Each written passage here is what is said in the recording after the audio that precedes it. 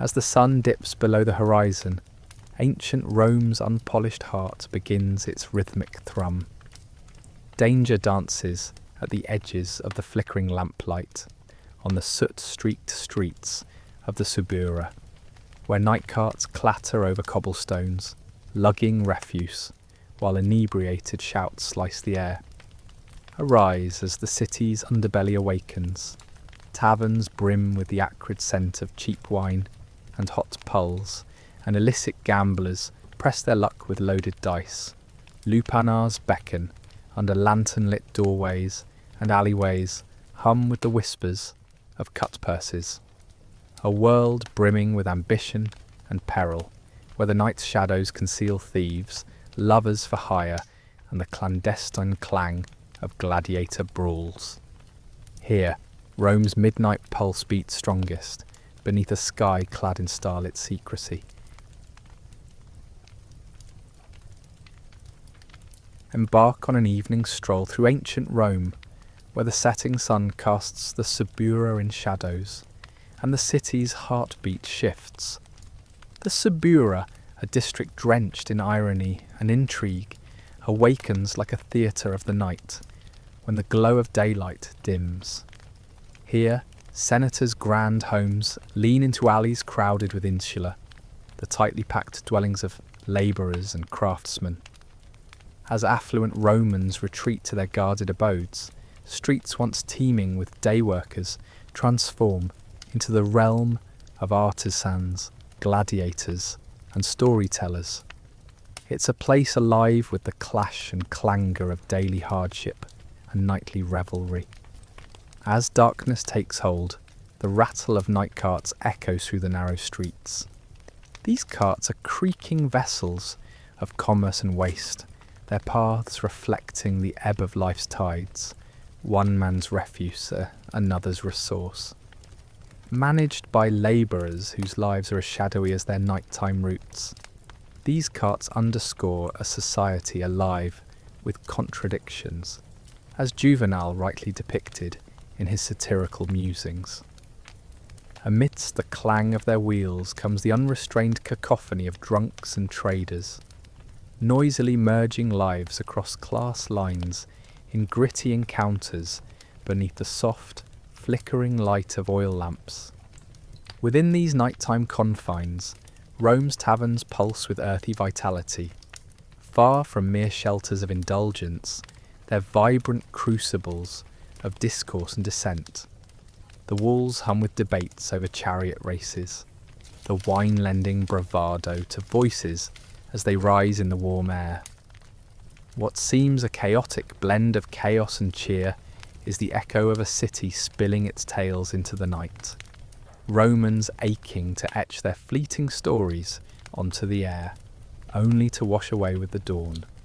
Archaeological finds at Vicus Patricius, where lampstands and soot-blackened walls whisper secrets of the past, offer glimpses into these nightly rituals.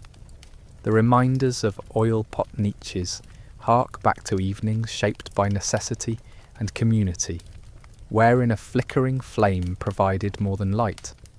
It was a beacon, a bearer of comfort in the Roman maze. These relics remain as silent witnesses to affairs and exchanges that defined Rome's pulse after dark, an unspoken code between those who basked in their glow. Juvenal's sharp satire offers a raw account of Rome's nocturnal escapades, peeling back the layers of grand tales to reveal a society where high ranks and low collided in potent, sometimes abrasive, unions. His observations paint vivid scenes of disarray, revealing a city where power and poverty danced in uneasy rhythm under shared stars.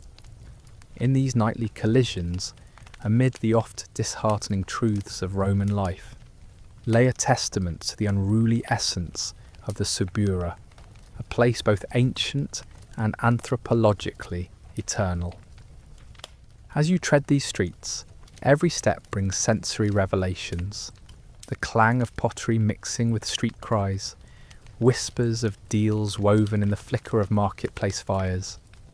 Sounds serve as guides, deciphered by those who navigate darkened alleyways with purpose. The air itself, a bold tapestry of scents from fresh baked bread to odoriferous tanneries, maps out a world where survival and sanity rely on attunement to the senses, charting paths untold by sights alone.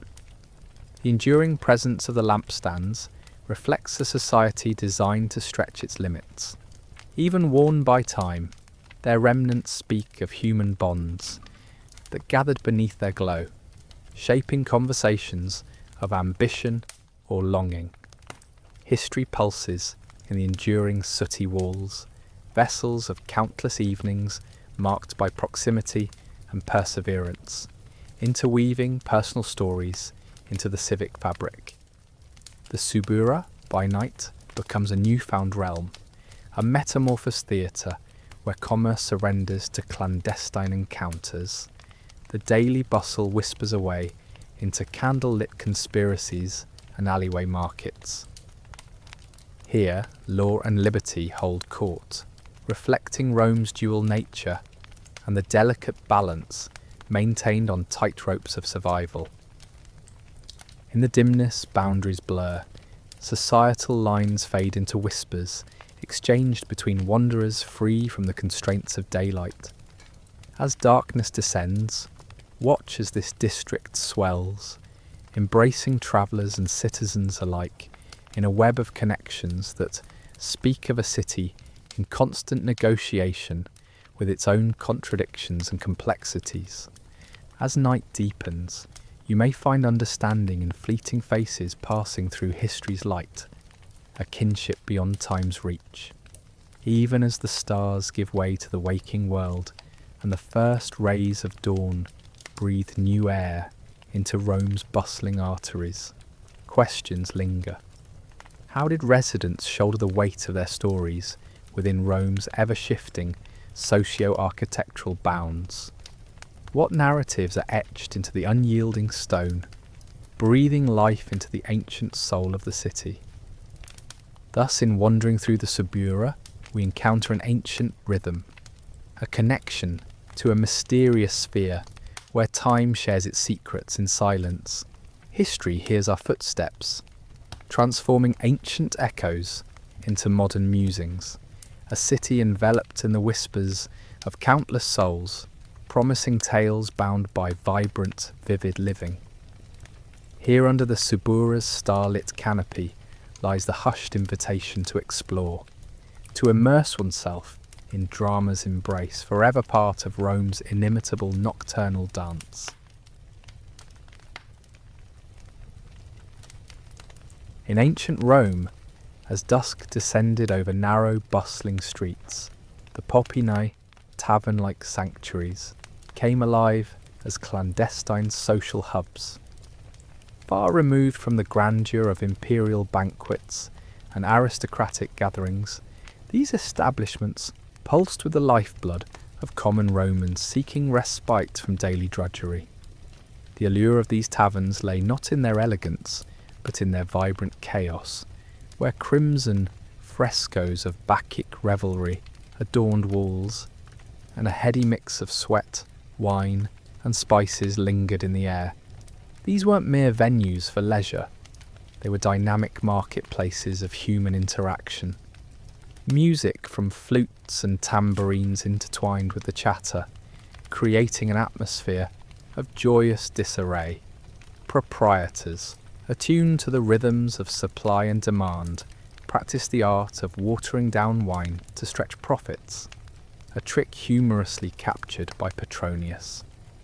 Yet even diluted wine fostered connections deep within these dimly lit sanctuaries, binding patrons in a web of camaraderie that contrasted sharply with the austere image Rome projected to the world. Amidst this merry cacophony, the aroma of pulse, a hearty Roman porridge crafted from boiled grains, pervaded the taverns. Pulse, seasoned with a mere sprinkling of herbs, offered patrons a modest yet beloved culinary respite.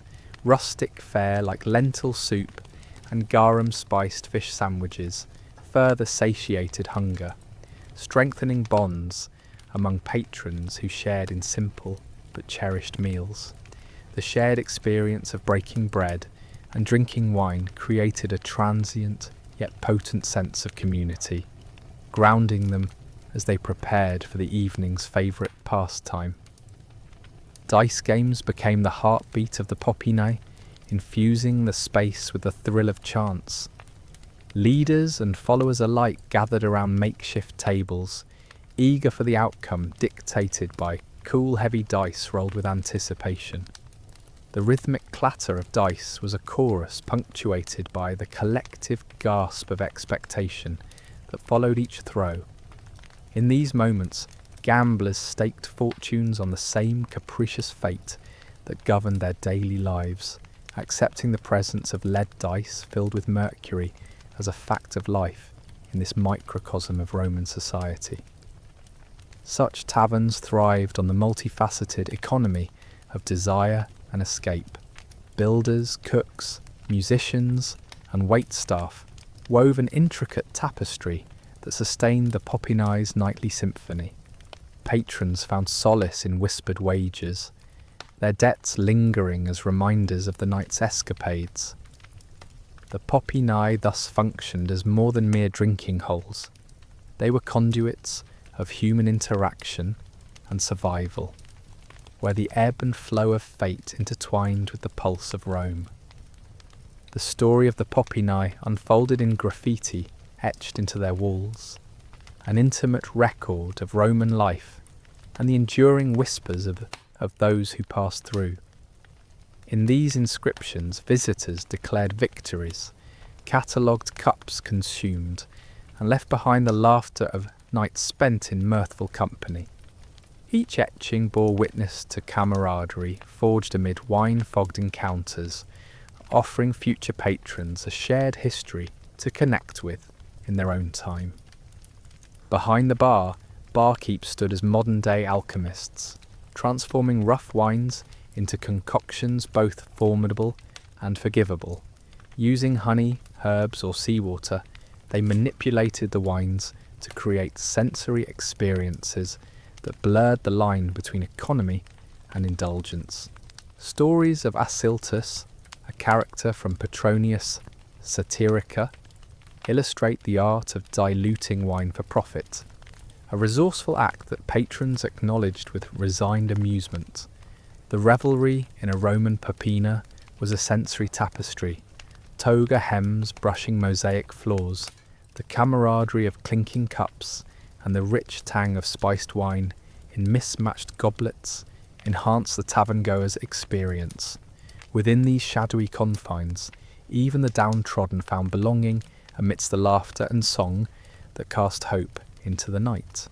Patrons from all walks of life sensed the allure of the Popinai, a refugee from the unforgiving demands of Rome. Yet beneath its charm, danger lurked in the Popinai's shadows. Thieves watched and waited, ready to pilfer from the unwary, adding an edge of malevolence to the atmosphere. Patrons remained vigilant, eyes scanning for trouble amid the conviviality.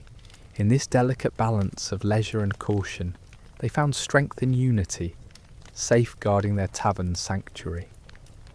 As dawn approached, the Popinai gradually relinquished their hold on the night, patrons returning to the world outside, leaving behind memories etched like frescoes into their hearts.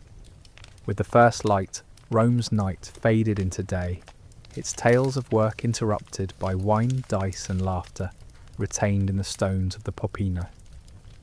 These taverns bore witness to the unending cycles of human connection, testaments to life's impermanence and the enduring need for solace amidst the city's relentless march.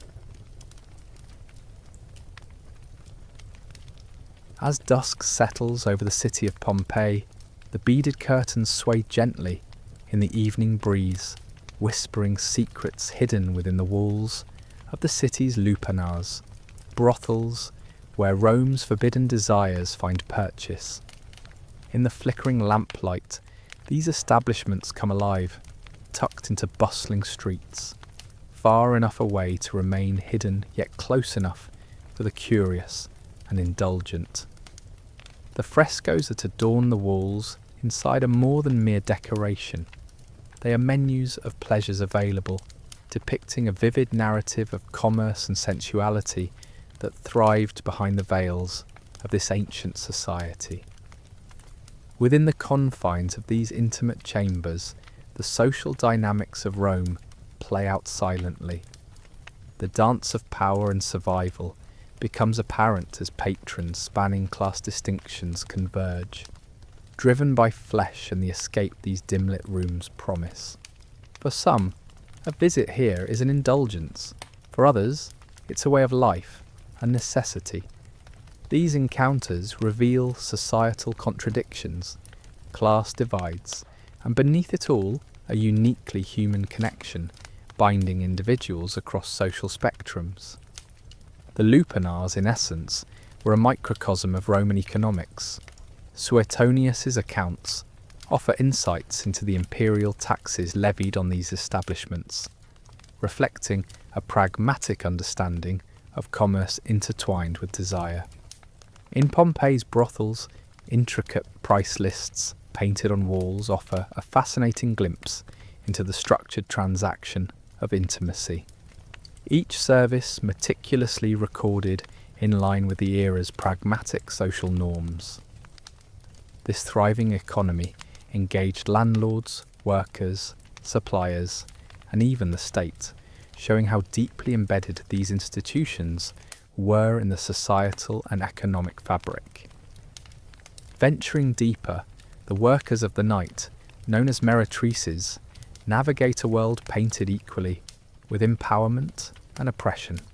They donned vivid garments and alluring cosmetics, not just as lures for patrons, but as symbols of their autonomy and resilience within a rigid hierarchical society. Unearthed bone pins inscribed with Felix Nocte speak of their silent hopes and whispered aspirations, echoing their quest for prosperity amid societal constraints. Beyond the flower-decorated chambers, these women forged as many roads in the social fabric of Rome as the soldiers and aristocrats who visited them. Each encounter was a transaction, but also an interaction that carried its own set of risks and rewards, from disease to dangerous liaisons, each night bringing its own set of potentials. Whether beneath the moonlit streets or in private gatherings, these figures carved an indelible mark in Rome's narrative, an enduring testament to their adaptability and to a society knitted with contrasts. Step through a beaded curtain, and you're within a cubiculum, an illusion of seclusion, where artful frescoes cast life on the walls. Vivid and intricate, these paintings are not just for allure, they're tangible reflections of the Roman embrace of eroticism and commerce interwoven. Stone beds and bronze oil lamps tell tales of countless encounters, with Suetonius noting even imperial regulations reaching into these quarters, illustrating a society with a stranglehold on all aspects of human engagement, public or illicit. The imagery in these frescoes extends beyond aesthetic indulgence, offering insights into the Roman psyche. Mythological scenes and recurring symbols like the phallus provide context, linking fertility and fortune extensively, artfully blending divine with desires. The art wasn't only ornamental, but functional, marrying fantasies with reality, representing a distinctive cultural acceptance of human desires. Before the moon takes its rightful place in the sky, rituals of preparation transform these sombre chambers into performance arenas. Here, more than cosmetics and attire play a role. Mindful rituals steeped in superstition guide workers through evenings shrouded in anticipation. Charms against evil, spells for prosperity, personal touches of spirituality and survival blend into these preparations, melding commerce with the sacred, expressing the mysteries interwoven into the fabric of Roman life. With patrons from all walks of life converging in lupanars, these venues offered escapes from societal hierarchies. Anonymity and escapism were universal currencies, drawing aristocrats alongside commoners. Thus, brothels served not just as stages for indulgence, but as arenas where societal barriers softened, framing a rare convergence of power and vulnerability. Politics, too, crept into the lupanar's clandestine corners. Brothel taxes, as Suetonius recorded, filled imperial coffers, intertwining the pleasures pursued within with the broader political theatre. Emperors and senators were known attendees, their personal exploits sometimes weaponized against political rivals, highlighting how acts within these dim walls could ripple through the vast networks of power. But danger lingered as much in the shadows as the flickering lights. Disease was the unseen guest, indiscriminate and ruthless, entwining the pursuit of pleasure with peril. The precarious balance of empowerment and entrapment haunted those ensconced within, exposing the grim realities underlying this enticingly decadent veneer. Despite passing centuries, the echoes of the lupanars persist, resonating in the ongoing discourse around sex work. By examining this ancient commerce, one perceives a reflection of persistent socio-economic undercurrents and challenges, illustrating how human society continues to grapple with the intricacies of desire, power, and commerce. Observing these ancient practices without diminishing their gritty truths provides a window into understanding today's societies, prompting reflection on narratives of authority, autonomy, and the evergreen dance for fleeting connection and understanding amid the transience of human life. As the sun set over ancient Rome, the Vicus Sandalarius transformed from a bustling market of cobblers and sandal makers into a shadowy thoroughfare, teeming with the whispers of cut purses. By day, this vibrant street echoed with the sounds of trade, while by night it turned into a covert domain for thieves. Amidst the fading light, as artisans packed away their wares, a different kind of master craftsman emerged from the shadows. The cut purse. With deft hands and steely nerves, these night prowlers turned the darkened streets into their workshop, expertly slicing open pouches and purses in moments of inattention. In the twisting alleys of Rome, they had honed their craft to perfection, their hands as skilled as any artisans, their tools sharp-edged and gleaming like sinister extensions of their fingers. Among them, one name resounded with both fear and respect: Dexter the Bag Cutter. His moniker, inscribed on a bronze stylus, was whispered in the city's underbelly, a legend of criminal dexterity. Where others sought anonymity, Dexter left a mark, both on his tools and the psyche of Roman citizens, embodying a daring blend of artistry and audacity. The legal system of Rome, encoded in the Digest 47.17, acknowledged the threat of these furtum nocturnum, the nighttime thefts that disturbed the sacred peace of night. These laws imposed stark punishments on the culprits, recognizing the unique danger posed under the cloak of darkness.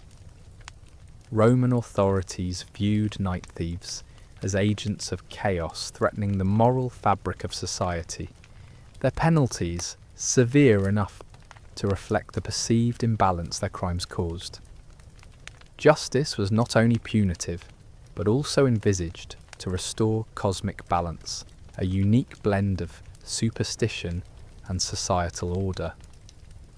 On moonlit nights, thieves like Dexter prowled, their movements choreographed with the shadows.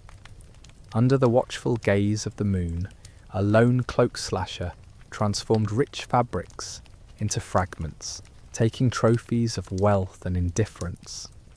Apuleius, in his Metamorphoses, captured this dance of danger and swift artistry, a world where the cloak both elevated and exposed its wearer to ruin.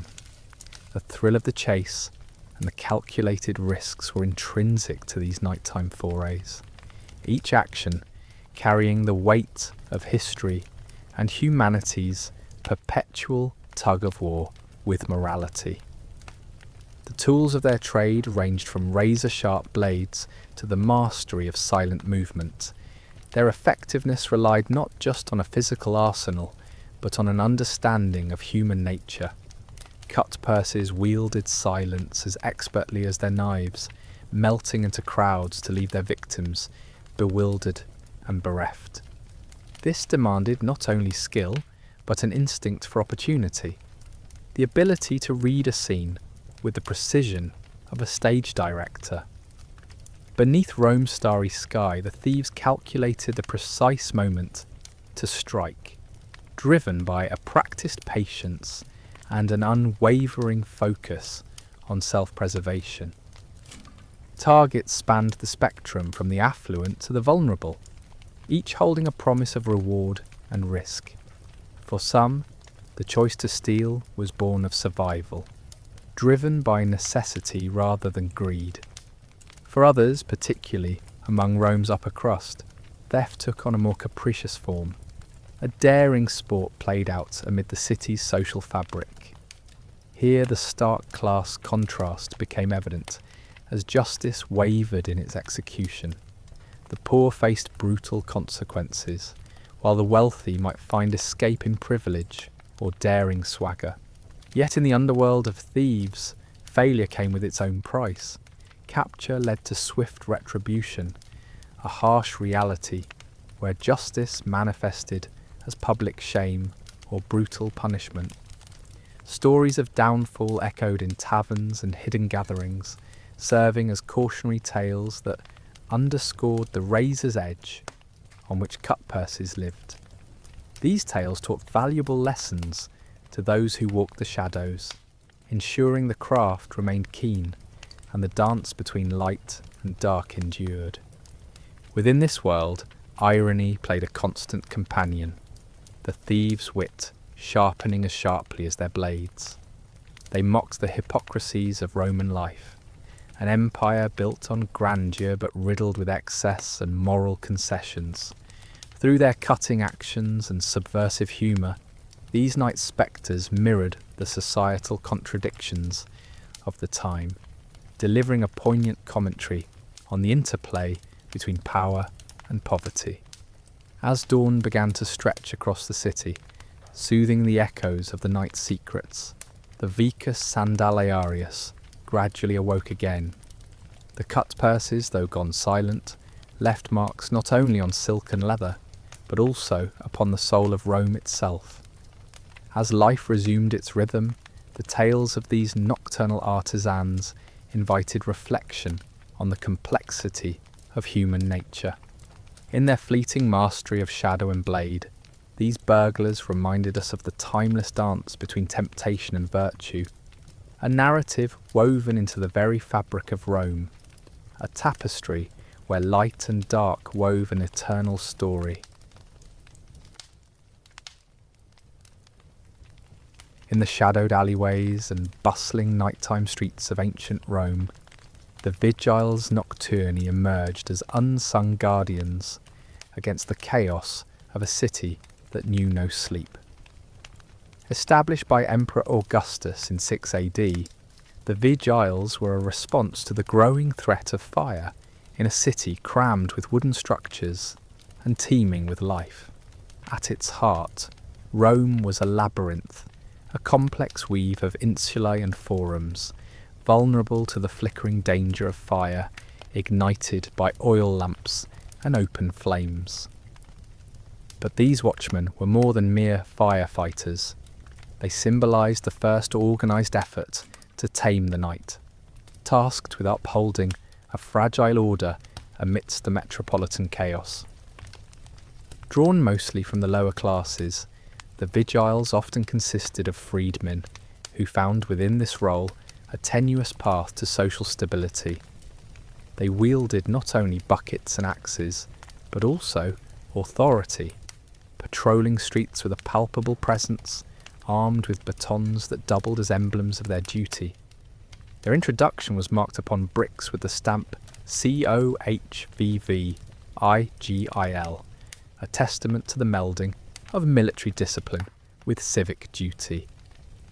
By night, they were the faceless sentinels standing between a city's restless pulse and the shadows that danced along its periphery. The city itself was a tinderbox, characterised by overcrowded living spaces and narrow streets that wound through neighbourhoods like arteries. Fires sprung forth with alarming frequency, yet the vigiles, equipped with leather buckets and woolen blankets, acted quickly to stem the tide of destruction. They collaborated in tight knots, employing faces taut with determination as they formed bucket brigades or demolished sections of buildings to halt a fire's advance. Despite their often primitive methods, their effectiveness lay in their staunch resilience and the communal spirit they invoked among citizens desperate to safeguard their homes. But the nightly challenges for the vigiles extended beyond grappling with fire. The streets of Rome, alive with night markets and taverns, were also a breeding ground for lawlessness. Theft and vandalism flourished as darkness descended, and the vigiles had to confront not only the physical blazes, but the social fires of crime and disorder. Petty thieves, rowdy gatherings, and opportunity-seizing miscreants were woven into the night economy. Yet the presence of the vigiles was a deterrent, a sober reminder that even in the cloak of night there was law, though it tread lightly on these cobbled ways. For the vigiles, their equipment was emblematic of their dual mandate.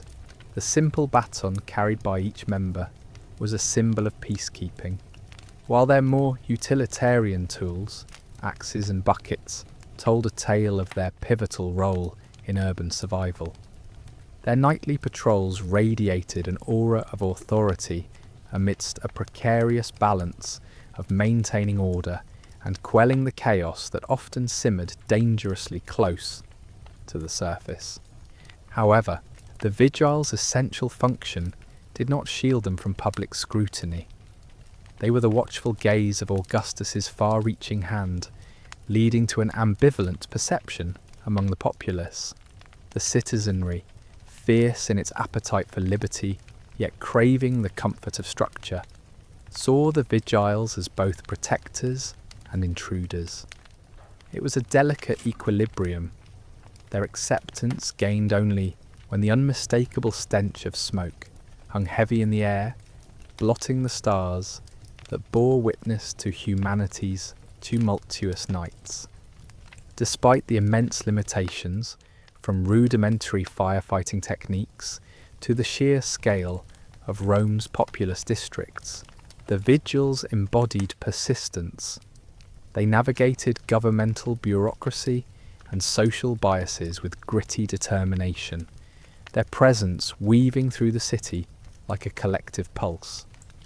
Their vigilance was a weapon, honed by the knowledge that every call to action was a battle against life's unpredictability and the elements themselves.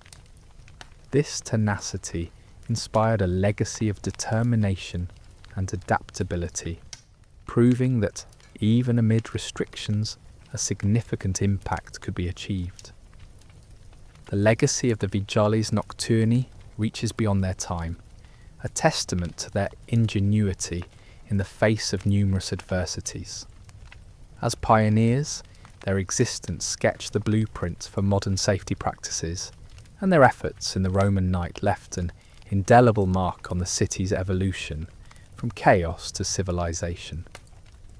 The narrative they etched into the fabric of Rome was not one of epic battles or grand conquests, but it reflected a more profound strength, a resolute defence of community against the perennial threats lingering at the city's edge.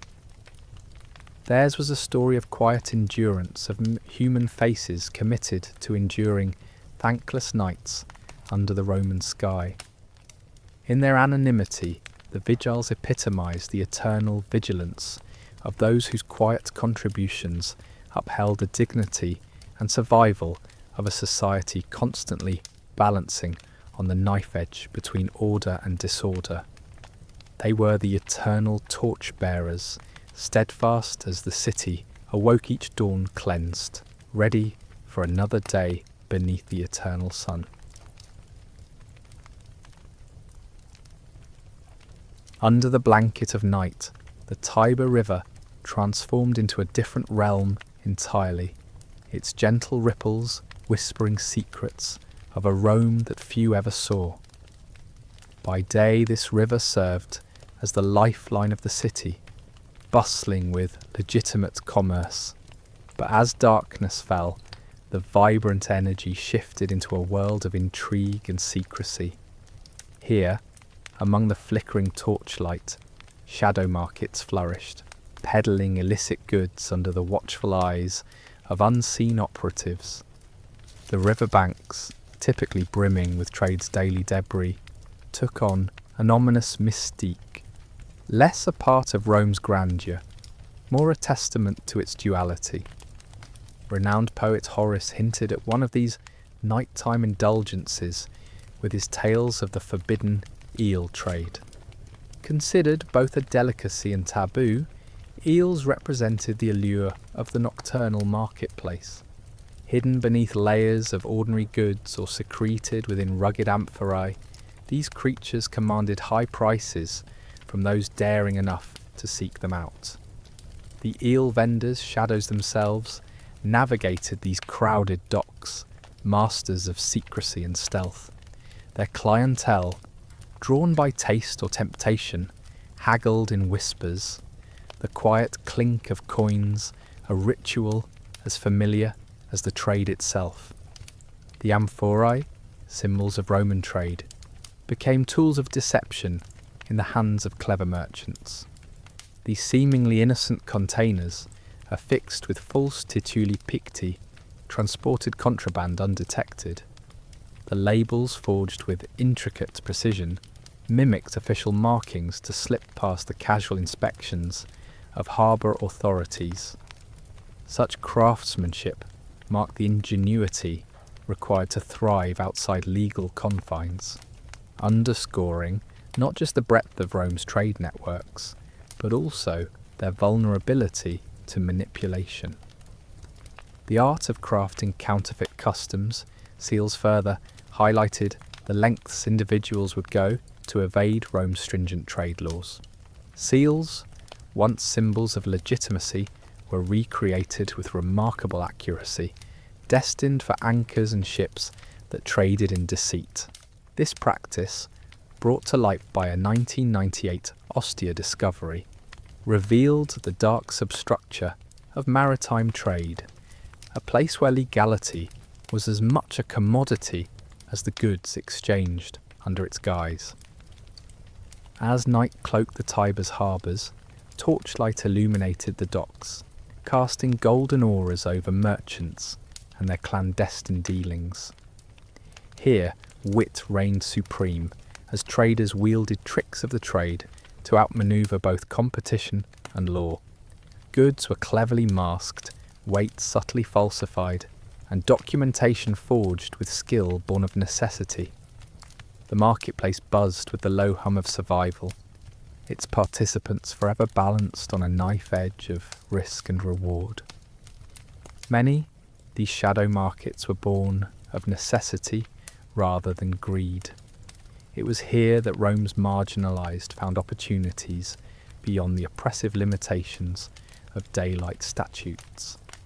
The narratives that emerged from this setting added rich layers to the cultural tapestry of Rome, with each participant becoming a character in a story of endurance against the empire's monumental backdrop. Their tales, shared in hushed circles, spoke not only of hardship, but of resourcefulness and resilience. The tension between law and livelihood unfolded within this secret economy, where informants and watchmen played crucial, albeit conflicted, roles. Tasked with maintaining order, many were drawn into the very corruption they were meant to police. Incentivized by bribes and underhand deals, they navigated the precarious line between enforcement and complicity, their loyalties shifting with the tides of survival and self-interest. The repercussions of this hidden economy often caught those who participated in its web of intrigue. Roman laws, unwavering in their severity, condemned those caught in acts of deception to harsh penalties. Public lashings, fines and forced labour awaited those whose secrets fell to the wrong ears. Yet despite these deterrents, the shadow markets thrived, buoyed by the tantalising promise of profit and the eternal dance of risk against reward. Even in secrecy, the influence of these markets seeped into daily Roman life. They underpinned a vibrant economy, providing goods and sustenance that the formal economy couldn't achieve. The nightly trade along the Tiber wasn't merely an alternative, it was an integral piece of Rome's economic engine, helping sustain the daily lives of its citizens while silently mocking the city's stricter policies.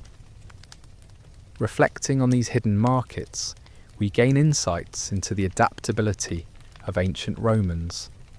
The shadow economy was not just a peripheral existence, but a vital vein of commerce that thrived alongside the legitimate. In the dance between legality and survival, these markets reveal a Rome as dynamic in its challenges as it was in its splendour. The legacy of these nocturnal dealings lives on, echoing through history as a testament to human resourcefulness and the relentless pursuit of survival amidst an empire's grandeur. Beneath the starry Roman sky, a shadowy world stirred, far from the grandeur of the Colosseum. In the silent recesses of the Ludus Magnus, secret gladiator grudge matches unfolded, hidden from the watchful eyes of authority. By day this was a place of rigorous training and discipline, but as night descended it became a clandestine arena where scores were settled in the rawest fashion. Here the combat was personal, governed only by the laws of vengeance and redemption, drawing a dangerous allure that few could resist. The participants of these illicit brawls were a disparate mix: disgraced gladiators seeking to reclaim honour, young trainees desperate to prove their courage, and even freedmen who couldn't escape the pull of combat. Under the cloak of night, they advanced stealthily, their mismatched armour often borrowed or purloined, moving in the shadows like ghosts of the battleground. These nocturnal warriors gambled with fate, driven by personal vendettas or an insatiable hunger for the catharsis that only steel and blood could satiate. Graffiti scrawled on the Ludus walls bore testament to these forbidden encounters. Ancient scribbles spoke of gladiators like Felix the Thracian, who famously shattered Carpus's jaw after curfew. These gritty narratives, carved by hands long gone, preserved the tales of valour and vengeance, challenging the authority that governed Roman life.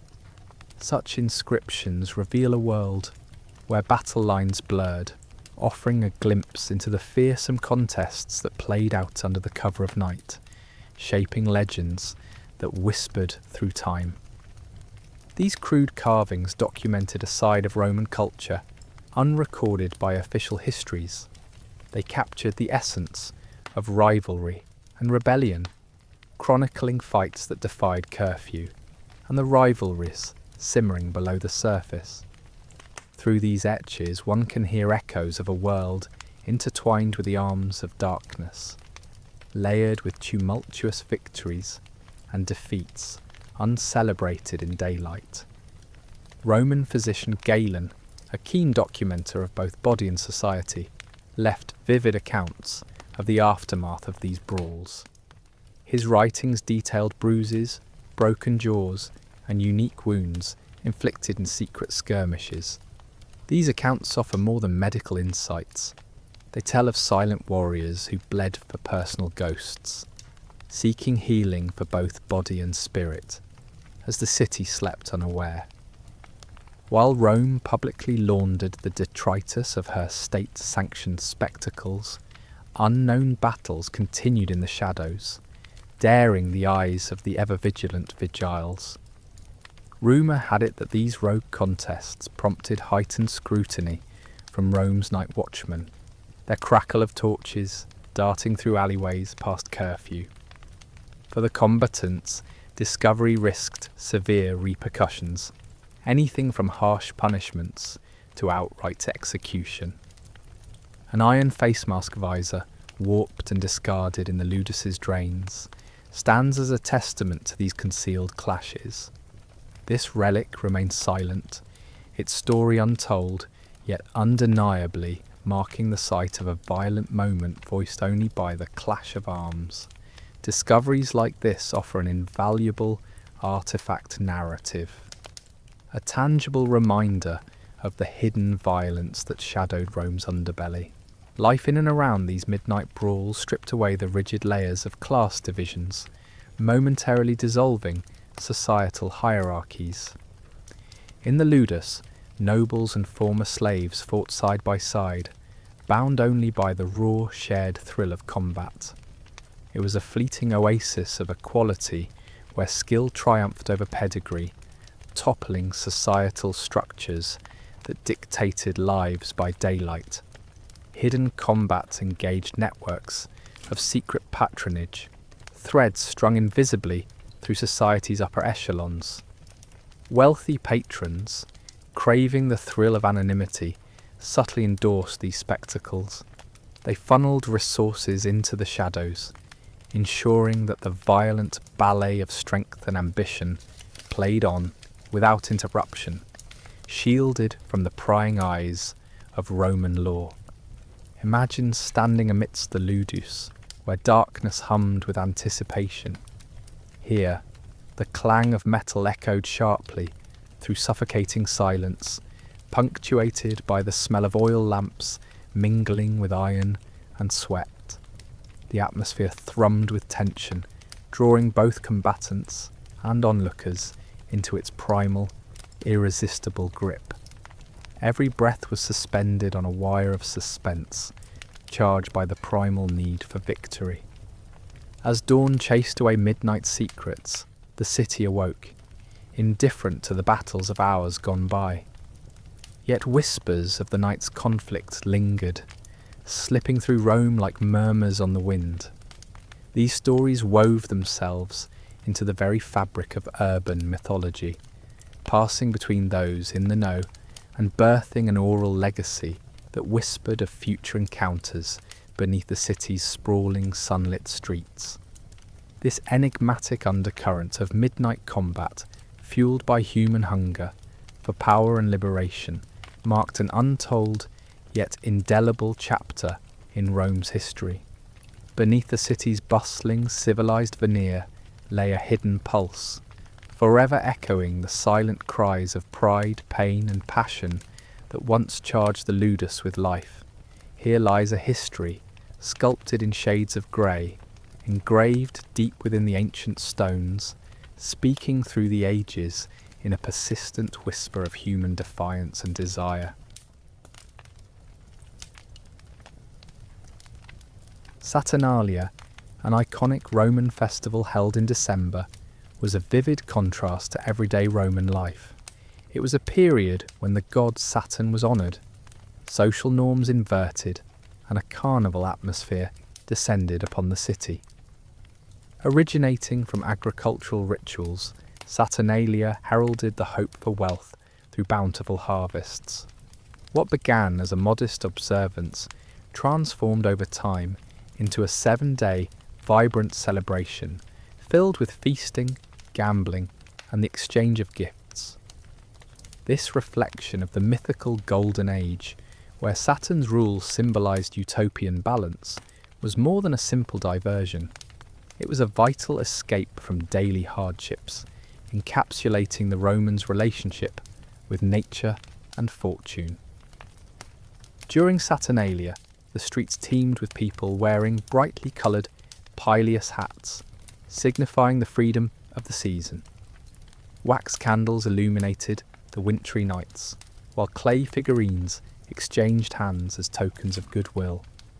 Homes bloomed with greenery, temporary sanctuaries of life amidst the winter chill. The festival's social inversions were profound, allowing slaves to play the roles of masters in mockery that wasn't just tolerated but encouraged. This role reversal was not a quirk but an annual societal recalibration, spotlighting the Romans' acknowledgement of their social inequalities. It provided a brief glimpse into a world liberated from the constraints of Roman hierarchy, an escape that underscored Saturnalia's legendary place in the annals of Roman culture. However, this release came with a price. Underneath the joyful abandon, the vibrant energy of Saturnalia harboured chaos.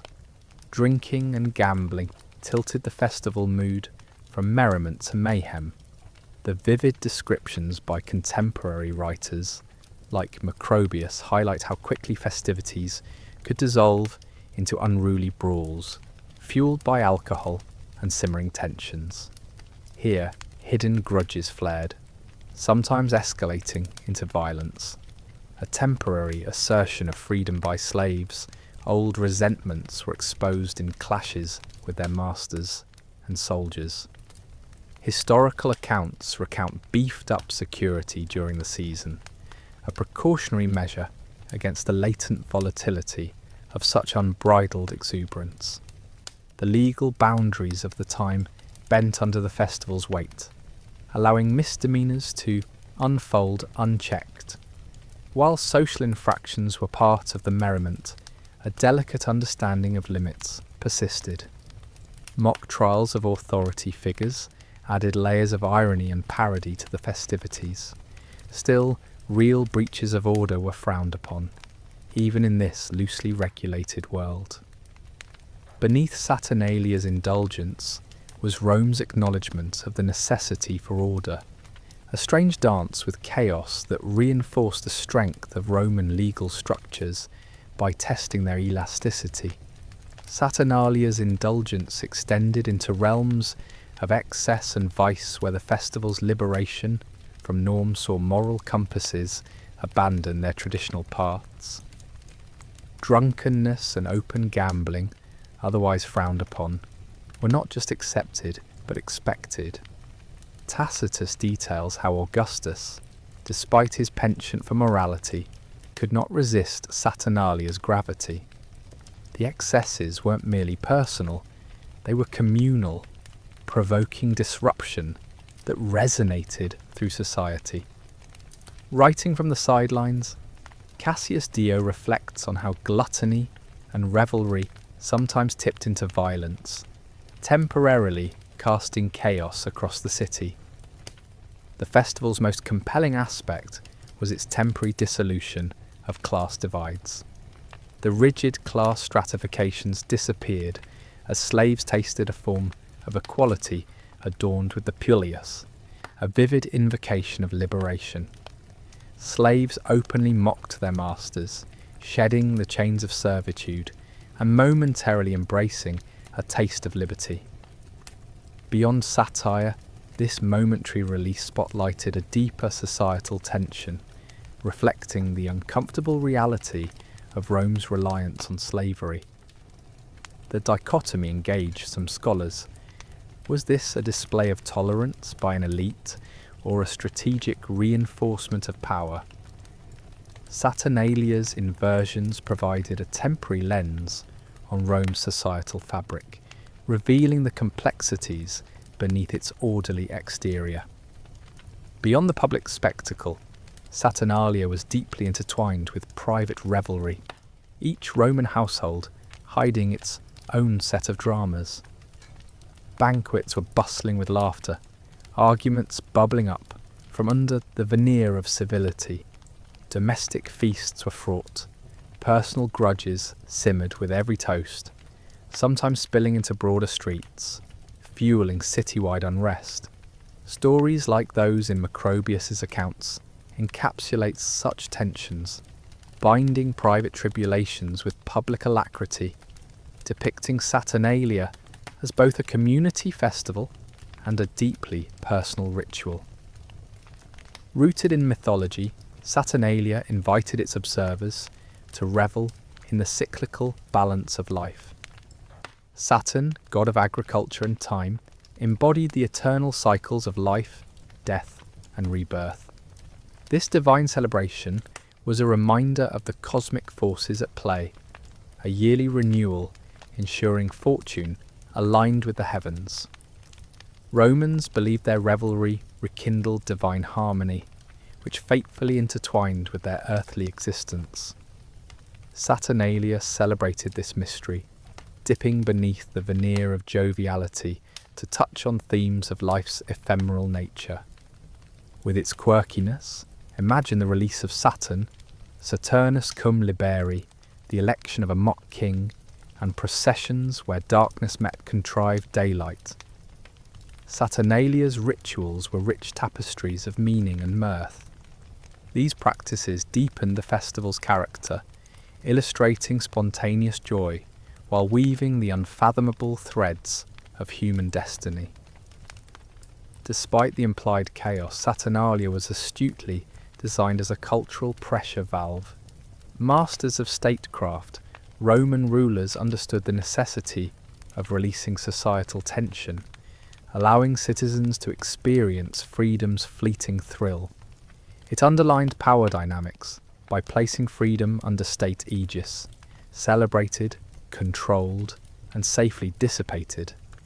Thus Saturnalia completed its paradox, a liberation tribute, sparking introspection within its jubilant defiance, leaving an indelible impression that echoed through history.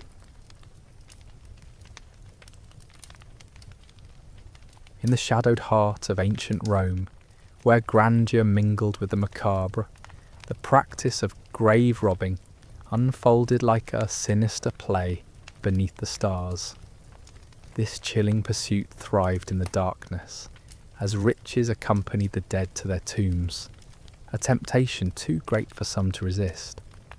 To disturb a grave was not just a test of courage, but a dance with the spirits of the departed.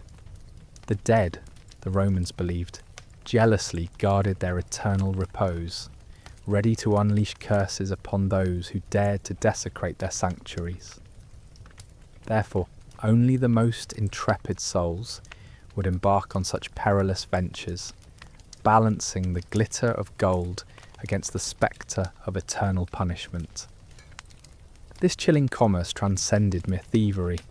For some, grave robbing was an act of necessity, driven by poverty or desperation in a city where survival often demanded audacious choices. Families sometimes sent emissaries into the crypts to reclaim valuables buried mistakenly or as a last resort to settle insurmountable debts. Society's stance on these actions was conflicted. While condemned, they also served as tales of daring adventure, passed down through generations as whispered rumours and nostalgic legends. These clandestine acts fed the imagination of those who found themselves skirting the boundaries of Roman law, which explicitly forbade such violations of sacred ground. The legal framework of Rome, as encoded in Digest 47.12, sought to guard the sanctity of burial places with a stern hand, condemning violators to ruinous fines or corporal punishment.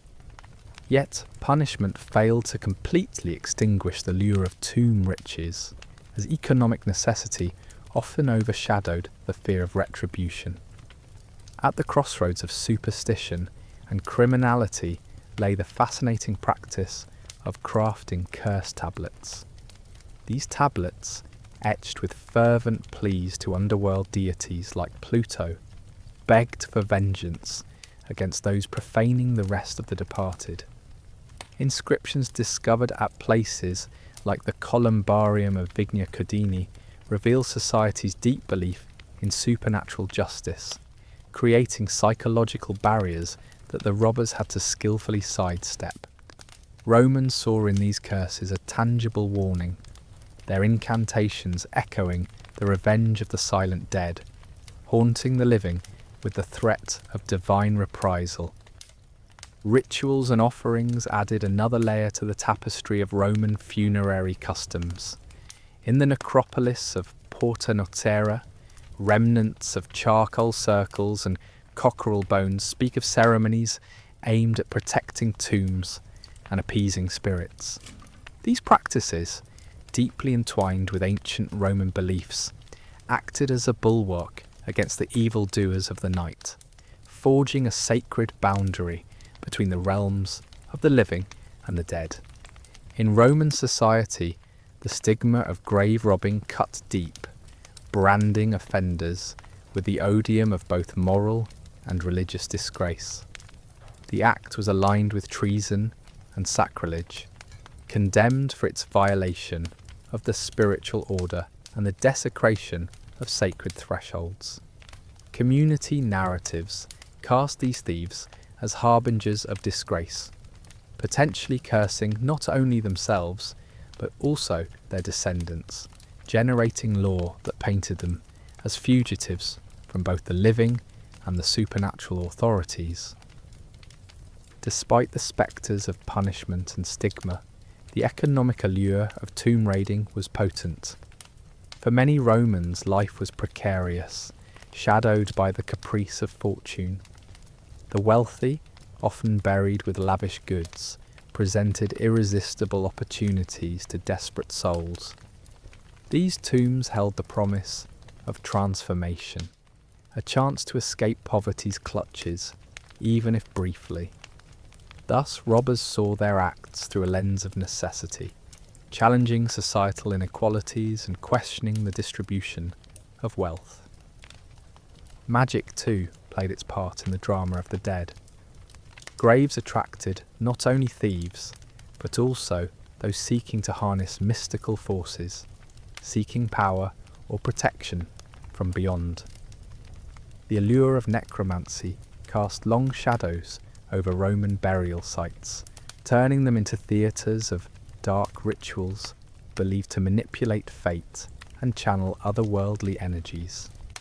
This mingling of necromantic practices with tomb raiding cast a lingering pall as Romans grappled with their fears and desires in this unsettling dance with the divine and damnable.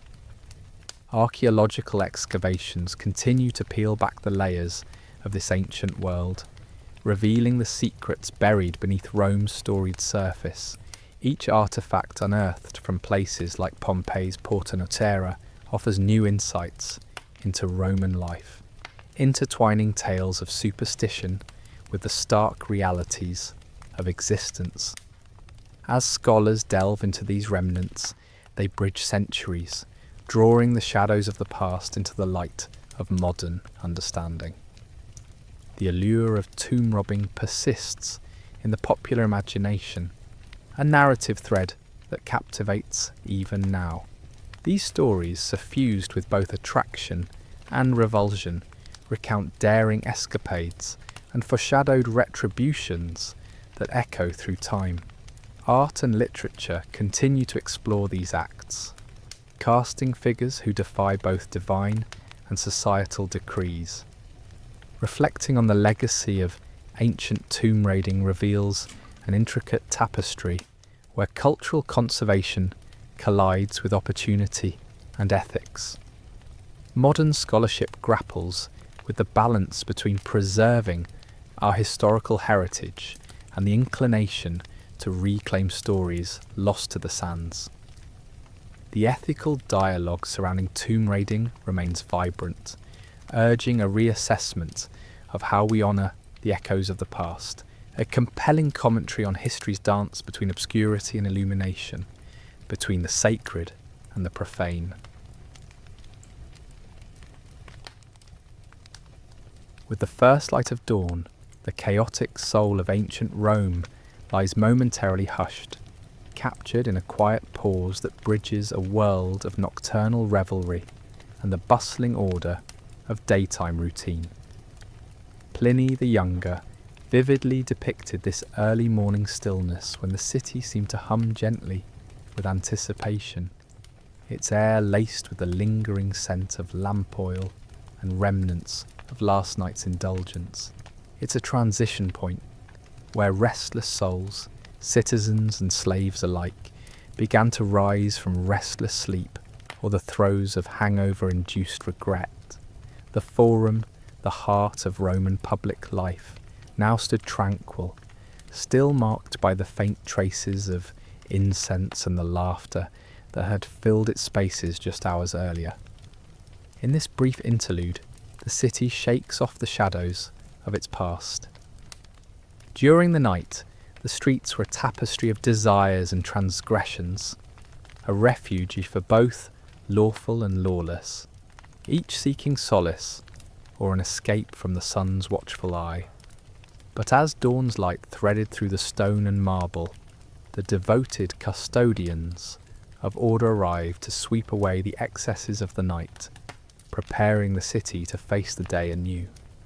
Here is the perpetual rhythm of ancient life, the nighttime secrets eclipsed by daylight's clarity, echoing the wistful tone of Pliny's depiction. A city reborn every morning, painting over the previous night's rough edges with the colours of routine. Before the sunrise fully warmed the Roman skyline, an army of street cleaners emerged, initiating a silent yet ancient ritual of renewal. These often unseen and unsung workers formed a crucial part of Rome's social fabric. Inscriptions like CIL 69236 tell of their choreographed dance, a rhythmic attempt to clear away the detritus from Rome's nocturnal whims. Armed with brooms fashioned from local twine, they moved with quiet dexterity across the Forum, purging the remnants of the night from the city's core. Their efforts were not only a testament to civic pride, but also a reminder of the tangibility of Roman life, where grand celebrations left behind mundane traces of human activity. The street cleaners' work underscored Rome's duality, glorious yet gritty, enduring yet ephemeral. Each morning's routine involved erasing residues of the previous night's indulgences, a mix of night soil, spilled posca, and the dust of countless footsteps. As the day unfolded, new layers would replace the old, mirroring Rome itself, a city resilient in its cyclical renewal, where the monumental coexisted with the mundane. These morning rituals ensured the heart of Rome was once again pristine for the daily ebb and flow of empire. Meanwhile, tavern keepers tallied the night's earnings, restoring their establishments for the day ahead. Taverns, immortalised in inscriptions like CIL 43494, served as crucial societal hubs where people gathered to celebrate or conspire. In the morning, these spaces stood silent, the exuberant energy of patrons now a faded memory. The air, still rich with the aroma of cheap wine and burnt food, echoed with stories known only to the walls themselves, a daily reminder of Rome's cycle of indulgence and reflection. This calm morning juxtaposed vividly with the bustle that had preceded it, evoking the rhythm of Roman life. Taverns bore witness to 1,000 whispered promises and forgotten regrets, transforming into vessels of introspection come dawn. As the city awoke, patrons returned to build new stories atop those of the night before, each day a self-contained epic of Roman life. Archaeologists today reveal the street's tales through modern residue analysis, confirming the historical excesses of Roman nights. Ancient paving stones, subjected to careful scrutiny, bear traces of human folly, discarded night soil, and spilled posca ingrained into cobblestones. These remnants offer glimpses into clandestine narratives, stories untold in scrolls, but whispered by the streets themselves. Merchants, meanwhile, threw open their shutters, preparing for a day of trade. With meticulous care, they arranged their wares to tempt a city eager to wash away last night's excesses with today's transactions. As the forum awakened, regret faded, replaced by the vibrant sounds of barter and commerce. In this bustling core, human connection thrived, and merchants embraced the cyclical dance of desire and necessity, understanding implicitly the rhythms that shape their world. For Rome's vigils, those tireless guardians of order, morning offered a reprieve from their vigil. Securing a city of Rome's magnitude, especially after nights that had ended in chaos, was no small feat. Their presence was both a comfort and a reminder of the perpetual struggle for order in a city prone to unrest. Come morning, they would recount tales of the night's trials, adding to the collective memory and contributing to the city's vibrant narrative. And so Rome renewed itself day by day. The dawn heralded the city's rebirth, renewing its promise to reconcile grandeur with frailty, strength with vulnerability. This daily cycle reflected Rome's eternal resilience, its ability to endure and reinvent itself continually. As each era rose and fell, the city upheld narratives of crisis and renewal on the small scale within its daily rhythm, where past and present entwined. If you appreciated this dive into ancient Rome's daily life, be sure to like and subscribe for more stories that bring history's vivid dramas to life.